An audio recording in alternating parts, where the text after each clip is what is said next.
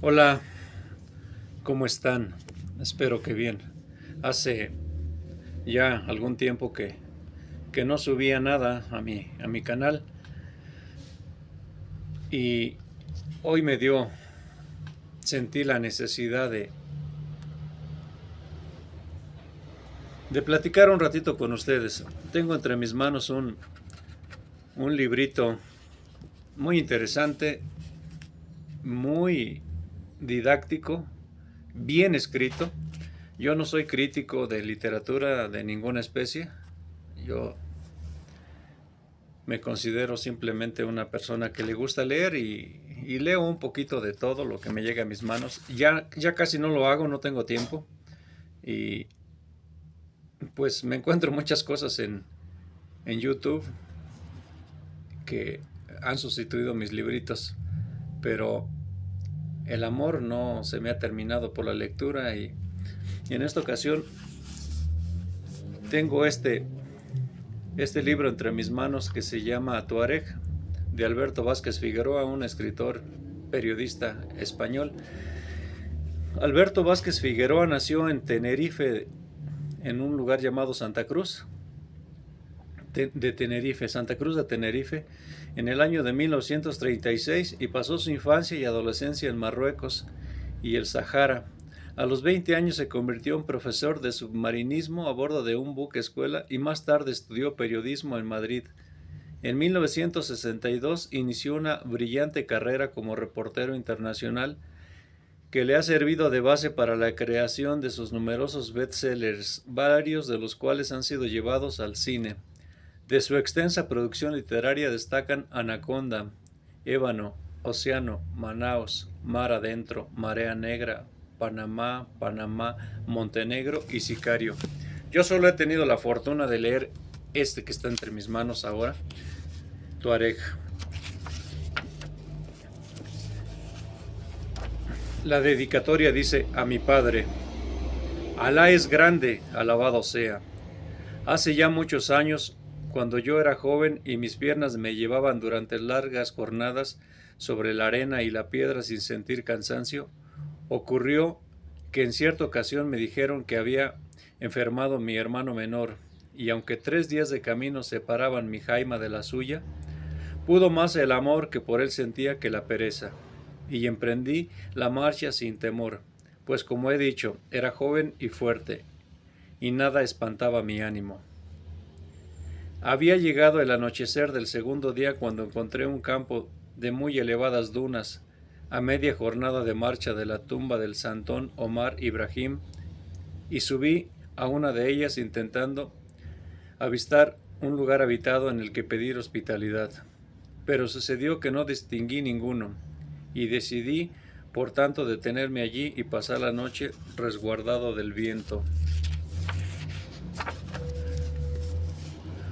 Muy alta debiera haber estado la luna, si para mi desgracia no hubiera querido Alá que fuera aquella noche sin ella. Cuando me despertó un grito tan inhumano que me dejó sin ánimo e hizo que me acurrucase presa del pánico.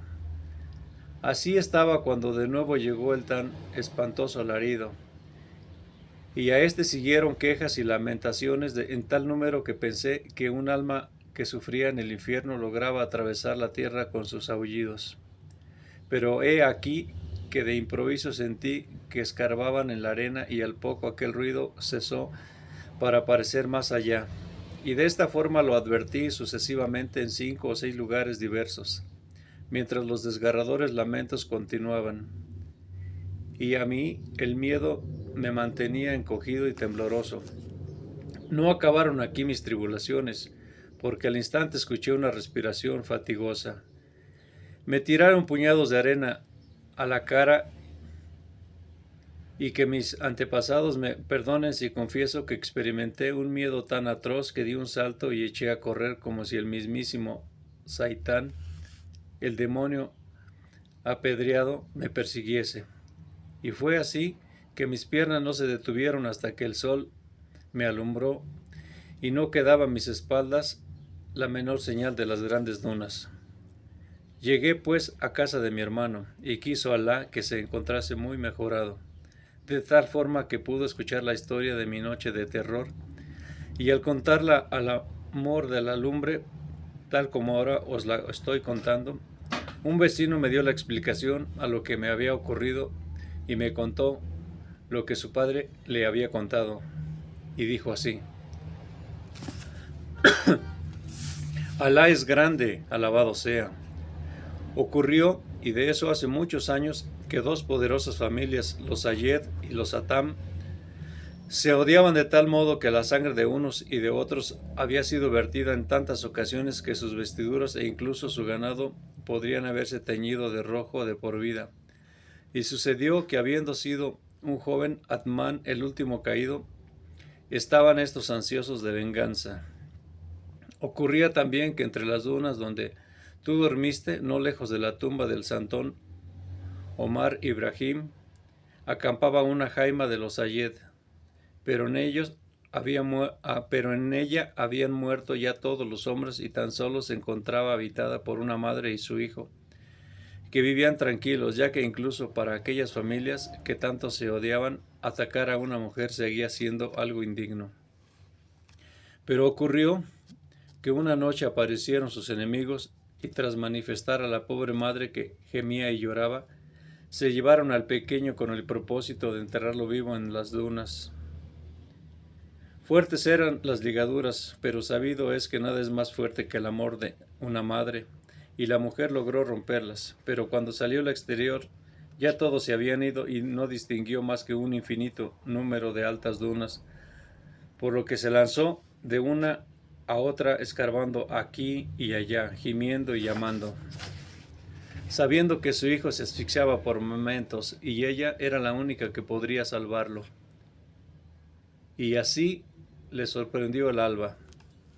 Y así siguió un día y otro, porque la misericordia de Alá le había concedido el bien de la locura, para que de este modo sufriera menos, al no comprender cuánta maldad existe en los hombres. Y nunca más volvió a saberse de aquella infortunada mujer, y cuentan que de noche su espíritu vaga por las dunas no lejos de la tumba del santón Omar Ibrahim, y aún continúa con su búsqueda y sus lamentaciones.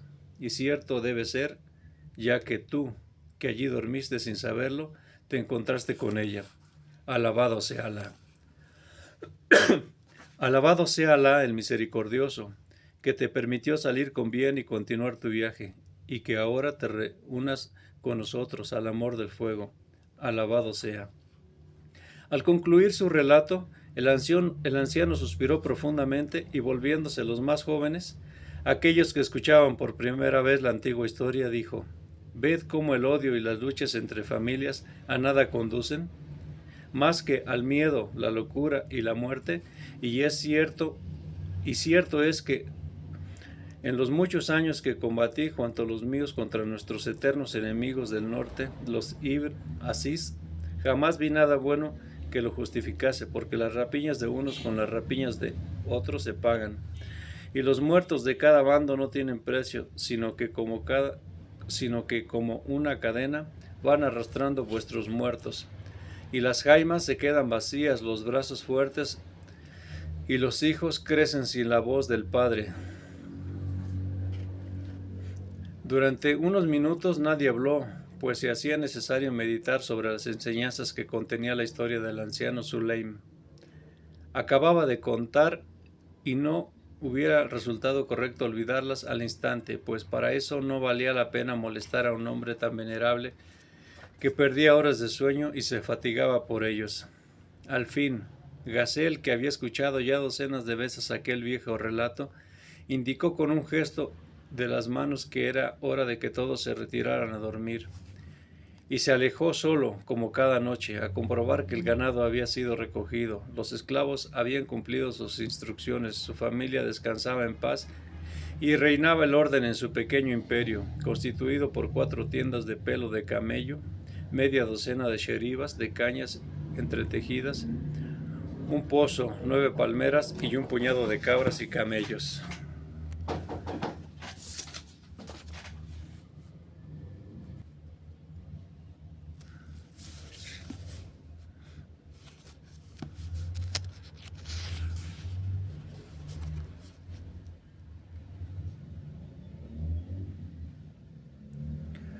Luego también, como cada noche, ascendió despacio hasta la alta y dura duna que protegía su campamento de los vientos del este, y contempló a la luz de la luna los restos de ese imperio, una infinita extensión del desierto, días y días de marcha a través de arenas, rocas, montañas y pedregales en los que él, Gazel Sayar, reinaba con dominio absoluto, pues era el único Inmoachar allí establecido y era también dueño del único pozo conocido.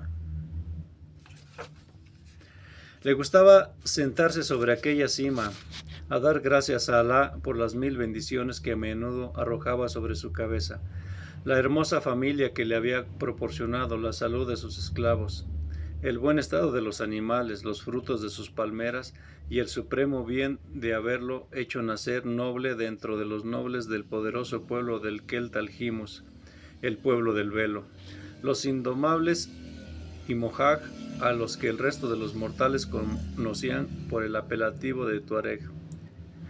Nada había al sur, al este, al norte o al oeste, nada que marcase límite a la influencia de Gazel, el cazador, que había ido alejándose poco a poco de los centros habitados para establecerse en el más lejano confín de los desiertos, allí donde podía sentirse por completo a solas con sus animales salvajes.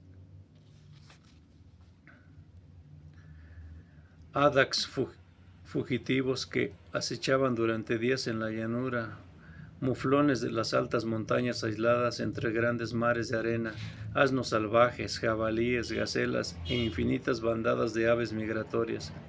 Había huido Gazel del avance de la civilización, de la influencia de los invasores y del exterminio indiscriminado a las bestias de las arenas, y sabida era en toda la extensión del Sahara que la hospitalidad de Gazel Sayar no tenía igual, de Tombuctú a las orillas del Nilo, aunque su furia solía batirse sobre las caravanas de esclavos y los cazadores locos que osaban adentrarse en su territorio.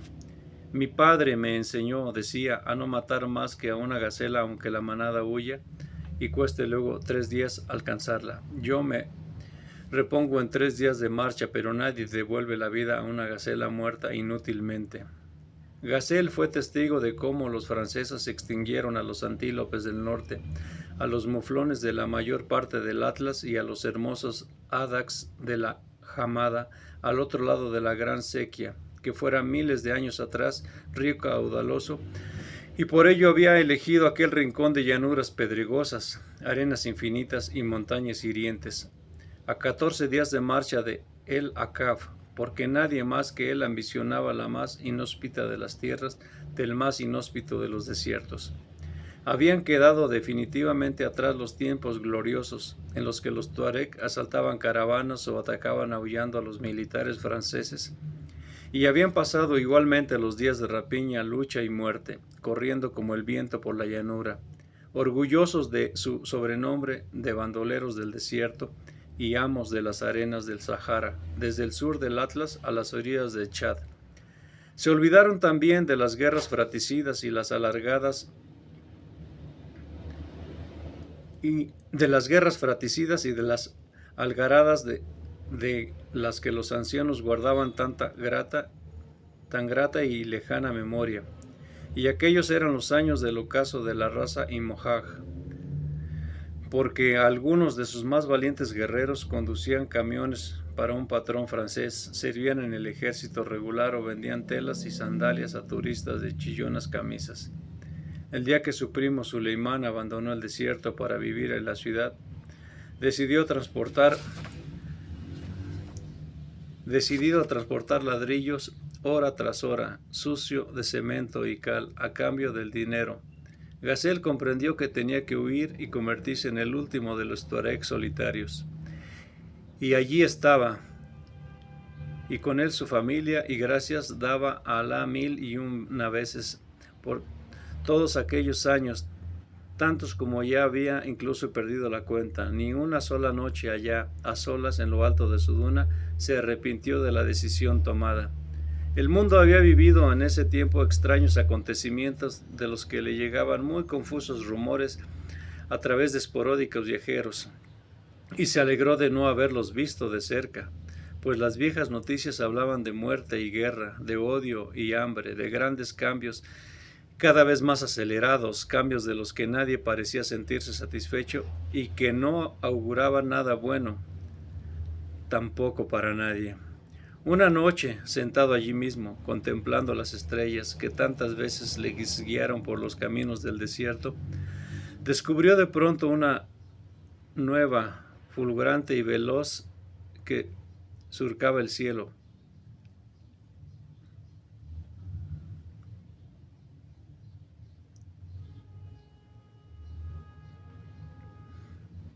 Decidida y constante, sin el velo alocado y fugaz de las estrellas errantes que caían de pronto a la nada.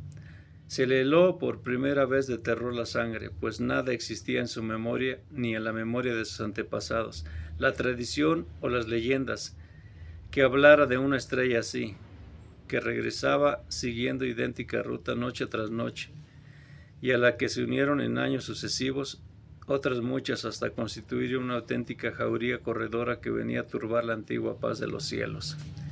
¿Qué significado tenían? Jamás pudo saberlo, ni él ni el anciano Suleim, padre de casi todos sus esclavos, tan viejo como su abuelo, tan viejo que su abuelo lo había comprado ya hombre en Senegal. Nunca corrieron las estrellas como locas por los cielos, amo, dijo, nunca, y eso puede significar que el fin de los siglos se aproxima. Preguntó a un viajero que no supo darle respuesta. Preguntó a un segundo que aventuró dudoso. Creo que es cosa de los franceses, pero no quiso admitirlo, porque hace mucho oyera hablar de los adelantos de los franceses. No los creían tan locos como para perder su tiempo en llenar aún más de estrellas el cielo. Debe tratarse de una señal divina, se dijo. La forma con que Alá quiere indicarnos algo. ¿Pero qué? Trató de buscar una respuesta en el Corán, pero el Corán no hacía mención de estrellas fugaces de matemática precisión y con el tiempo se habituó a ellas y a su paso, lo que no quería decir que las olvidase. En el límpido aire de desierto, en la oscuridad de una tierra sin una sola luz en cientos de kilómetros a la redonda, se tenía la inspiración de que las estrellas descendían hasta casi rozar la arena, y Gazelle extendía a menudo la mano como si realmente pudiera tocar con las puntas de sus dedos las parpadeantes luces. Dejaba pasar así un largo rato, a solas, con sus pensamientos, y descendía luego sin prisa para echar una última ojeada al ganado y al campamento y retirarse a descansar, al comprobar que ni hienas hambrientas ni astutos chacales amenazaban su pequeño mundo. A la puerta de su tienda, la mayor y más confortable del campamento, se detenía unos instantes a escuchar si el viento no había comenzado aún a llorar. El silencio llegaba a ser tan denso que incluso hacía daño en los oídos. Gazelle amaba ese silencio. El libro es largo, 399, 400 páginas y solo van 14. Cuídense, espero verlos pronto. Que estén bien.